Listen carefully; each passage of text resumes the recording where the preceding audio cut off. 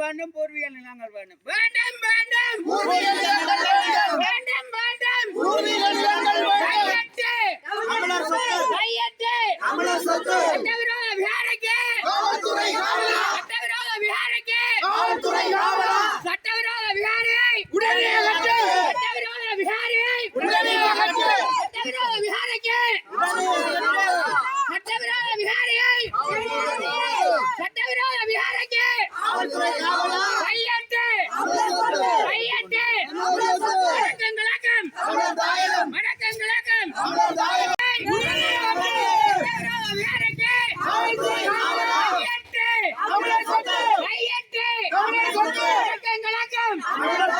தமிழன் என்று சொல்லடா தமிழன் என்று சொல்லடா தமிழன் என்று சொல்லடா அந்திரந்த புத்தருக்கு அந்திரந்த புத்தருக்கு விஹாரைக்கு காவல்துறை காவலா விரோத விஹாரைக்கு காவல்துறை காவலா விரோத விஹாரைக்கு காவல்துறை காவலா வணக்கங்களுக்கும் தமிழர் தாயகம் கையெட்டு தமிழர் சொத்து கையெட்டு தமிழர் சொத்து ஸ்ரீலங்கா பௌத்த பேரினவாத அரசினுடைய ஒடுக்குமுறைகள் கடந்த 77 வருடங்களுக்கு மேலாக தமிழர் தாயக பகுதியிலே தமிழர் தாயகத்தை சிதைக்கின்ற வகையிலே இடம்பெற்று வருவதை சர்வதேசம் பார்த்து கொண்டிருக்கிறது. குறிப்பாக உங்களுக்கு தெரியும், ஸ்ரீலங்கா அரசினுடைய இராணுவ கட்டமைப்பிலே இருக்கிற இராணுவ தலைமைச் செயலகங்கள் என்று சொல்லப்படுகிற 19 தலைமைச் செயலகங்களிலே 15க்கும் மேற்பட்ட தலைமைச் செயலகங்கள் வடகிழக்கு தாயக பகுதியிலே இருக்கிறது. குறிப்பாக வடக்கு மாகாணத்திலே அந்த 15க்கும் மேற்பட்ட இராணுவ தலைமைச் செயலகங்களிலே பெரும்பான்மையான ஹெட் குவார்ட்டர்ஸ் என்று சொல்லப்படுகிற தலைமைச் செயலகங்கள் வடக்கை மையப்படுத்தி இருக்கிறது. குறிப்பாக உங்களுக்கு தெரியும், இன்றைக்கு இந்த காங்கேசந்துறை என்று சொல்லப்படுகிற தமிழகத்தினுடைய வடக்கினுடைய எல்லை, அந்த வடக்கினுடைய எல்லை பகுதியாக இருக்கிற வளம் மிக்க இந்த பூமியிலே மயிலிட்டி துறைமுகம் என்று பறிபோயிருக்கிறது. ஒரு இயற்கை துறைமுகமாக ஆயிரம் வருடங்களுக்கு மேற்பட்ட காலங்களிலே இருந்து எங்களுடைய தொன்மையான அந்த மீன் வளத்தை இன்றைக்கு முழுமையாக நாங்கள் பறிகொடுத்திருக்கிறோம். அதே போல பௌத்த ஆக்கிரமிப்பு சின்னமாக ஜம்புகோலப்பட்டினம் என்று சொல்லப்படுகிற அந்த மாதகளிலே இருக்கின்ற இடத்துக்கு தம்பகோலப்பட்டினம் என்ற ஒரு பெயரை சூட்டி வரலாற்றோடு தொடர்பு படுத்தியதான் இந்த திஸ்ஸவிகாரைக்கும் அவர்கள் ஒரு வரலாற்றை தொடர்பு படுத்த முயற்சிக்கிறார்கள்.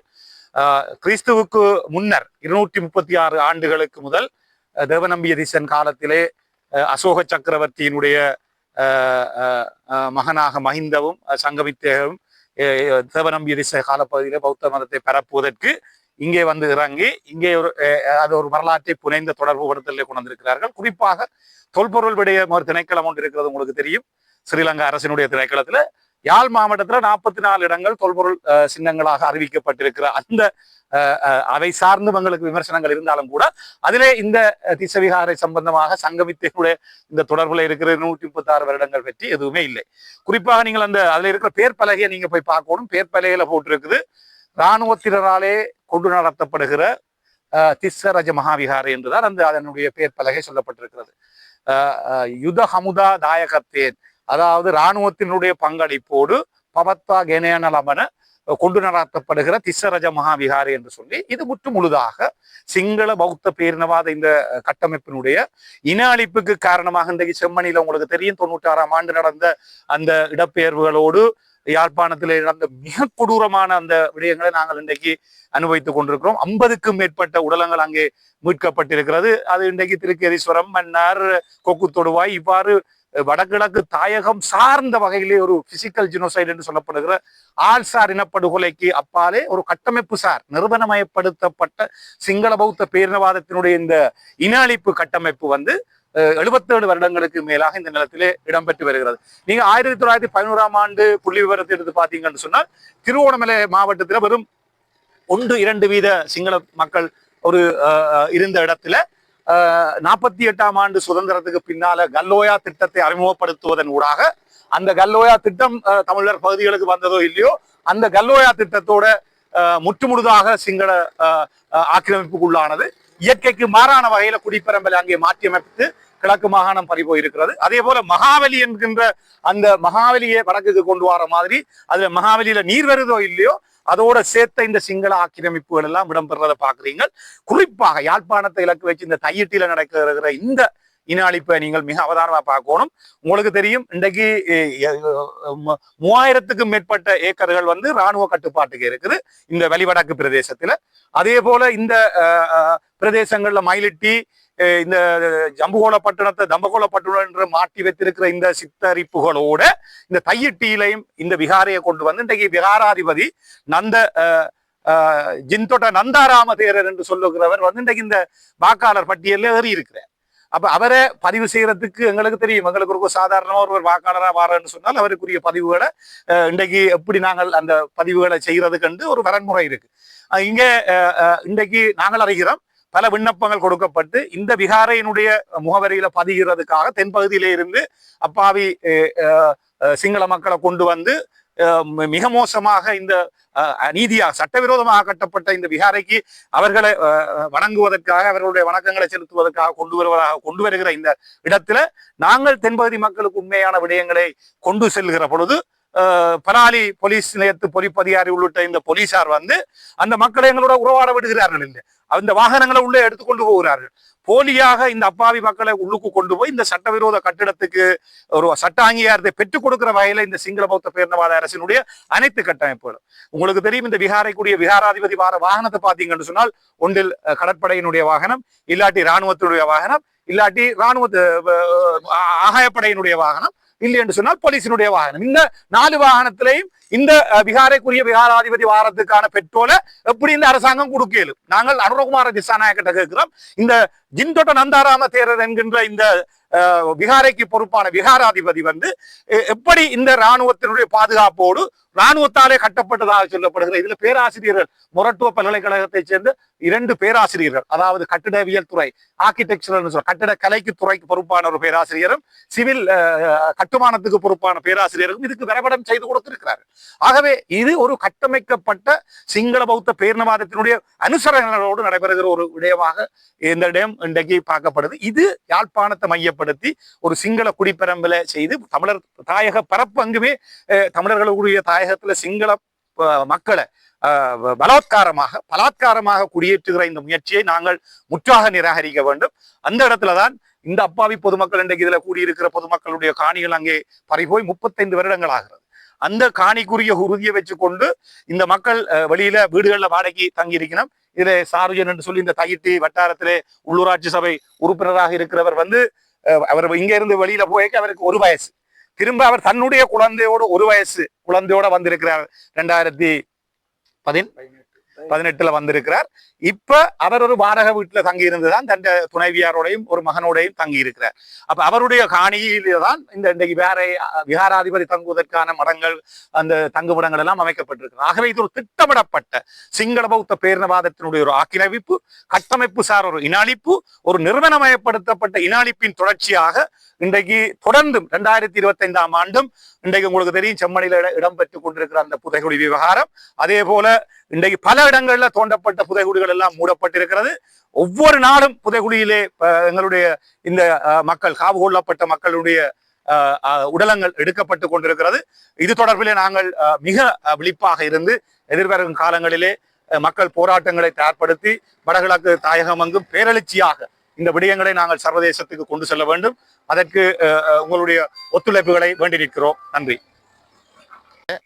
தமிழர்களினுடைய காணிகளை ஆக்கிரமித்து அமைக்கப்பட்டிருக்கின்ற சட்டவிரோத விகாரை கட்டுமானத்துக்கு எதிராக மீண்டும் எங்களுடைய போராட்டம் ஆரம்பித்திருக்கின்றது. இன்றைய போராட்டத்திலே பெருவாரியான மக்கள் பங்கு பெற்று இருக்கின்றார்கள். இந்த போராட்டம் நாளை வரை தொடர இருக்கிறது. இந்த இடத்திலே இன்று காலை இதுவரை இல்லாத வகையில் இந்த போராட்டத்தை குழப்புகின்ற நோக்கத்தோடு திட்டமிட்ட வகையில் ஒரு சகோதர சிங்கள இனத்தைச் சேர்ந்த சகோதரர் ஒருவரும் முஸ்லீம் இனத்தைச் சேர்ந்த சகோதரர் ஒருவரும் சிலரால் இறக்கி விடப்பட்டு இந்த போராட்டத்தை குழப்புகின்ற வகையில் உண்ணாவிரத போராட்டத்தை முன்னெடுப்பதற்கு ஏற்பாடுகள் செய்யப்பட்டிருக்கிறது. ஆனால் அது சில பல காரணங்களால் தவிர்க்கப்பட்டிருப்பதாக அறிகிறோம். இந்த இடத்திலே நாங்கள் அந்த சகோதரர்களுக்கும் ஏனைய சிங்கள முஸ்லீம் சகோதரர்களுக்கும் ஒரு விடயத்தை தெளிவுபடுத்த விரும்புகிறோம். நாங்கள் இங்கே யாருக்கு எதிராகவும் போராடவில்லை.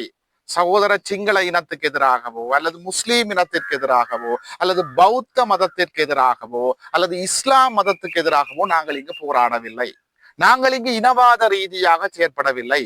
எங்களுடைய காணிகளில் எங்களுடைய மக்களுக்கு சொந்தமான காணிகள் இங்க பாருங்க. இந்த காணியின் உரிமையாளரான ஒரு அம்மா வயசு போன நேரத்துல தன்னுடைய கடைசி காலத்தை தன் காணியில கழிக்கணும் என்ற ஒரு ஏக்கத்தோட வந்து போராடி கொண்டிருக்கிறார். இப்படி பல 10 பேருடைய காணிகளை சட்டவிரோதமாக ஆக்கிரமிச்சுதான் இந்த விகாரை கட்டுமானம் அமைக்கப்பட்டிருக்கிறது.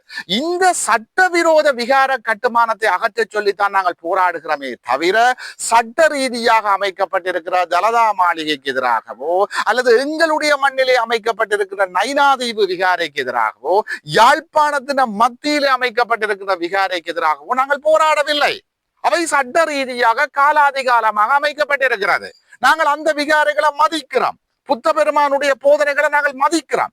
நாங்கள் இங்க போராடி கொண்டிருக்கிறது எங்கட காணிகளை ஆக்கிரமித்து சட்டவிரோதமாக அமைக்கப்பட்டிருக்கின்ற விகாரைக்கு எதிராகத்தான் நாங்கள் போராடுறோம். ஆகவே இந்த விடயத்தை சிங்கள மக்களும் பௌத்தர்களும் முஸ்லீம் மக்களும் இஸ்லாமியர்களும் தெளிவாக விளங்கிக் கொள்ள வேண்டும். எங்களுடைய நியாயமான போராட்டத்தை இனவாதமாக சித்தரித்து மதங்களுக்கிடையில் இனங்களுக்கிடையில் ஒரு திட்டமிட்ட மோதலை உருவாக்குவதற்கான முயற்சியை சிங்கள பௌத்த பேரினவாத அரசு இந்த மண்ணிலே இன்றைக்கு அரங்கேற்றி இருக்கிறது. ஆனால் அது அதிர்ஷ்டவசமாக தவிர்க்கப்பட்டிருக்கிறது. ஆகவே தவறான திரிவுபடுத்தல்களுக்கு சிங்கள முஸ்லீம் மக்கள் எடுபடாது. இந்த உண்மைகளை அவர்களும் உணர்ந்து ஏனையவர்களுக்கு இந்த உண்மைகளை எடுத்து சொல்ல வேண்டும் என்று நாங்கள் வேண்டுகின்றோம். நன்றி. தமிழ் மக்களுக்கு சொந்தமான தனியார் காணிகளை ஸ்ரீலங்கா ஆயுதப்படைகள் சட்டவிரோதமாக ஆக்கிரமித்து சட்டவிரோதமான முறையிலே இங்கே ஒரு விகாரை ஒன்று அமைக்கப்பட்டது. அதன் காரணமாக அந்த காணி உரிமையாளர்கள் தங்களுடைய காணிகள் விடுவிக்கப்பட வேண்டும், அந்த சட்டவிரோத கட்டடம் அகற்றப்பட வேண்டும் என்ற கோரிக்கையோடு கடந்த 2 வருடங்களுக்கு முன்னதாக இந்த போராட்டத்தை ஆரம்பித்தார்கள். அவர்களோடு இணைந்து இந்த போராட்டத்தை நாங்கள் ஆரம்பித்து 2 வருடங்கள் கடந்திருக்கின்றது. இன்று வரைக்கும் இந்த சட்டவிரோத கட்டிடம் அகற்றப்பட்டு இந்த காணிகள் கையளிக்கப்படவில்லை. தொடர்ந்து போராட்டம் முன்னெடுக்கப்பட்டு கொண்டிருக்கின்றது. இந்த விவகாரம் சர்வதேச சமூகம் வரைக்கும் கொண்டு செல்லப்பட்டிருக்கின்றது. கொழும்பில் இருக்கக்கூடிய சர்வதேச தூதரகங்களுக்கும் இந்த விடயங்கள் எடுத்து செல்லப்பட்டிருக்கின்றது. ஐக்கிய நாடுகள் மனித உரிமைகள் பேரவைக்கும் இந்த விடயம் எடுத்து செல்லப்பட்டிருக்கின்றது. எங்களை பொறுத்தவரையிலே இந்த சட்டவிரோத கட்டுமானம் அகற்றப்பட்டு இந்த காணிகளுடைய உரிமையாளர்களிடம் கையளிக்கப்பட வேண்டும் என்பது எங்களுடைய நிலைப்பாடாக இருக்கின்றது. அதனை நோக்கமாக கொண்டு ஒவ்வொரு பௌர்ணமி தினத்திலும் இங்கே ஒரு போராட்டம் நடைபெற்று கொண்டிருக்கின்றது. இந்த பௌர்ணமி தின நாட்களிலே தென்பகுதியில் இருந்து சிங்கள மக்கள் பொய்யான வரலாறுகள் சொல்லப்பட்டு தங்களுடைய ஒரு புராதன ஒரு தலம் இருக்கிறது என்கின்ற ஒரு நம்பிக்கையிலே இந்த பகுதிகளுக்கு வருகின்ற செயல்பாடுகள் நடைபெற்று கொண்டிருந்தது. ஆனால் இப்பொழுது அது வெகுவாக குறைந்திருக்கின்றது. அவ்வாறு வருகின்ற மக்களுக்கு நாங்கள் இந்த உண்மைகளை அவர்களுக்கு நாங்கள் எடுத்து சொல்லி கொண்டு வந்திருக்கிறோம். அதாவது இந்த விகாரை என்பது ஒரு புராதன விகாரை கிடையாது. இந்த பௌத்த இனவாதிகள் பொய்யாக புனைந்து கதைகளை உருவாக்கி இங்கே அந்த முகப்பு பலகையிலே எழுதி வைத்திருக்கின்றார்களே தவிர இது தனியாருக்கு சொந்தமான காணி. வரலாற்றின் எந்த ஒரு இடத்திலும் இது புராதன விகாரைகளோடு சம்பந்தப்பட்டதான எந்த பதிவுகளும் கிடையாது. ஆகவே நீங்கள் இந்த சட்டவிரோத செயல்பாடுகளுக்கு துணை போய் இனங்களுக்கு இடையிலே இடைவெளிகள் அதிகரிப்பதற்கு நீங்கள் துணை போகக்கூடாது என்ற கருத்துக்களை நாங்கள் வருகின்ற சிங்கள மக்களிடம் சிங்கள மொழியிலே பேசக்கூடியவர்கள் ஊடாக நாங்கள் அவர்களுக்கு தெளிவுபடுத்துகின்ற முயற்சிகளை கடந்த காலத்திலே நாங்கள் செய்திருக்கின்றோம். இங்கே சுபாஷ் அவர்களும் காண்டிவனன் அவர்களும் சொன்னது போன்று நாங்கள் இங்கே பௌத்தத்துக்கு எதிராக போராடவில்லை, சிங்கள மக்களுக்கு எதிராக போராடவில்லை.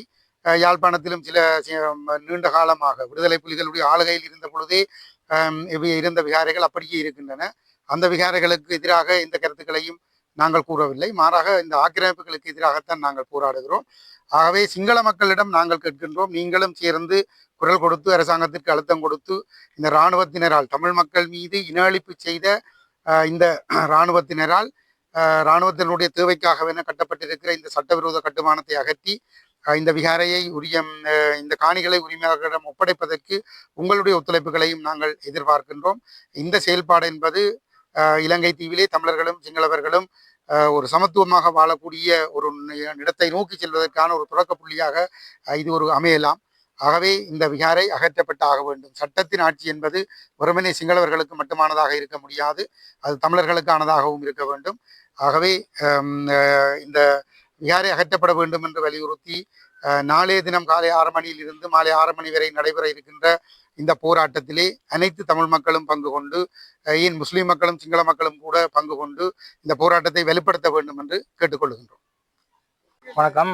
முறையெல்லாம் தெரியும், பழமையா 2 வருஷத்துக்கு மேற்பட்ட காலம் தையிட்டு விகாரைக்கு எதிராக ஒரு போராட்டம் மக்களாலேயும் ஒரு சில அரசியல் கட்சிகளாக நடந்து கொண்டிருக்கிறது. இந்த முறை போராட்டத்தை வந்து ஒரு குழப்பற விதமாகவோ என்ன தெரியல, அவங்க ஒரு டெக்னிக்கலா மூவ் பண்ற விதமா ஒரு 3 பேர் மக்கள் இந்த சமத்துவ கட்சின்னு ஒன்று சொல்லி ஒரு எல்லாம் 3 மதத்தையும் தமிழ் முஸ்லீம் சிங்கள சகோதர இனத்தையும் சேர்த்து இந்த விகாரைக்கு ஆதரவாகவும் இந்த காணியை வந்து விகாரைக்கு சுயரிச்சு கொடுக்குற நோக்கத்துக்காகவும் உண்ணாவிரத போராட்டம் என்ற மேற்கொள்ள இருப்பதாக நேற்றைய பத்திரிகையில் குடாநாட்டில் வெளிவர பத்திரிகையில் வந்ததுக்கு நாங்கள் 9 மணி எப்படி அந்த குறிப்பிட்ட இடத்துல போராட்டம் செய்ய போகிற இடத்துல நாங்கள் ஒன்று கூடினாங்க. ஊர் மக்கள், ஒரு அரசியல் கட்சி ஊர் மக்கள் மட்டும் ஒன்று கூடி நாங்கள் ஒன்று கூடுறதுக்கு முன்னே போலீஸாக்கள் பாதுகாப்பு கொடுக்குற நோக்கத்துக்காக அவங்க வந்திருந்தது. நாங்கள் போய் நிற்கிறோம்ன்ற தகவல் அறிஞ்சு என்ன எல்லாம் வர்ற நேரம் வந்து மாற்றப்பட்டிருந்தது. 9 மணிக்கு வர்ற இருந்த அந்த குரூப் வந்து 9 மணிக்கு வர இல்லை, 3 மணிக்கு வர போவதாக இருந்து நாங்கள் அது மட்டும் நாங்கள் இருந்து ஒரு 3 மணி எப்படி ஒரு முஸ்லீம் இனத்தவரால் வந்து அதில் இறங்கிங்க. அவர் வந்து நாங்கள் வந்து அந்த அவையோட போராட்டத்தோட இணைகிற ஆட்கள் என்ற ரீதியில வந்து எங்களோட கதைக்கிறாங்க. அப்போ நாங்கள் வந்து அவரோட கதைக்கிற இடத்துல சொன்னேன், எனக்கு இந்த விகாரை பற்றியோ இல்லை என்ன நடந்ததுன்னே தங்களுக்கு தெரியாது. யாரோ ஒரு 2-3 பேர் அழைப்புன்ற பேர்ல இதுல வந்ததா தெரிவிச்சார். அவர் காட்சி கொண்டு கேட்கல, ஓஎஸ்சி வந்து அவரை கூட்டிக் கொண்டு போய் கலாலி ஓஎஸ்சி வந்து அவரை கூட்டிக் கொண்டு போய் அவருக்கு வந்து மேலதிகம் இதுல நிக்க வேண்டாம், மற்ற வேற ஆக்களையும் நாங்கள் கூட்டிக் கொண்டு அழைக்கிறோம்னு சொல்லி அந்த இடத்துல அப்புறப்படுத்திக்கணும். இதுக்கு முன்னாடி அப்புறப்படுத்துறதுக்கு நாங்கள் ஊர் மக்கள் அவருக்கு போலீஸுக்கு நாங்கள் சொன்ன வார்த்தை தான் அதை அப்புறப்படுத்துறக்கூடிய காரணமா இருந்திருக்காங்க. நாங்கள் சொன்னது என்னன்னா, அவ என்ன செய்யணும், அவ வந்து ஒரு உறுதி இல்லை, ஒரு ஒரு உரிமை இல்லாத ஆட்கள் வந்து அதுல வந்து ஒரு ஆர்ப்பாட்டமோ இல்லாட்டி ஒரு போராட்டமோ நடத்தின வேண்டாம். நாங்கள் சாலை இருக்கு, அது சாலருக்கு உறுதியோடு இருக்கிற மக்களுக்கு வந்து அதுல வந்து அதுக்கு எதிராக நாங்கள் போராடுற உரிமை இல்லையா என்ற கேள்வி எழுப்பப்பட்ட காரணத்தினால அவர் அந்த போராட வந்தவர்களை மீள அழைச்சி சென்றதாக தான் நான் கருதுறோம். அந்த அவர் வந்து எங்களையும் நாங்கள் பலமையா செய்யறது 2 நாள் போராட்டம், அவர் வந்து திசை திருப்பதற்காக 3 நாள் செய்ய போவதான் அறிவித்திருந்தார்கள். அந்த போராட்டம் வந்து நாங்கள் கொடுத்த பிரசரன் காரணமாக அந்த போராட்டம் வந்து நிறைவு கொண்டு வரப்பட்டு திருப்பி அனுப்பப்பட்டிருக்காங்க. மற்ற இருவரும் வந்து இடைமறியிலே இதுல வந்த ஒரு பிரச்சனை வரும் என்ற ஒரு காரணத்தினால நேரடியாக அவர்களை வந்து போலீஸ் ஸ்டேஷனுக்கே அழைத்து செல்லப்பட்டதாக ஒரு கேள்வி. அவரையும் அழைத்து சென்று மற்ற ஏற்கனவே வந்த முஸ்லீம் சகோதரையும் அழைத்து சென்று அங்க வைத்து இவர்களோட போய் கதைக்க போய்க்கு தேவையில்லாத பிரச்சனை வரும். அரெஸ்ட் பண்ண வேண்டி வந்து அவங்களையும் அரெஸ்ட் பண்ணணும், அவங்களையும் அரெஸ்ட் பண்ணணும் ஒரு கோணத்துல போன வழியா அவர்கள் திருப்பி சென்றதாக எங்களுக்கு தகவல் கிடைக்கும். தமிழர் தாயகத்திலே பௌத்த சிங்கள பேரினவாத ஆக்கிரமிப்பு நோக்கத்தோடு நாங்கள் வெளியேற்றப்பட்டிருந்த காலகட்டத்திலே ஒரு இராணுவமயமாக்கமாக அமைக்கப்பட்ட இந்த தையிட்டி விகாரைக்கு எதிராக போராடி கொண்டிருக்கின்றோம்.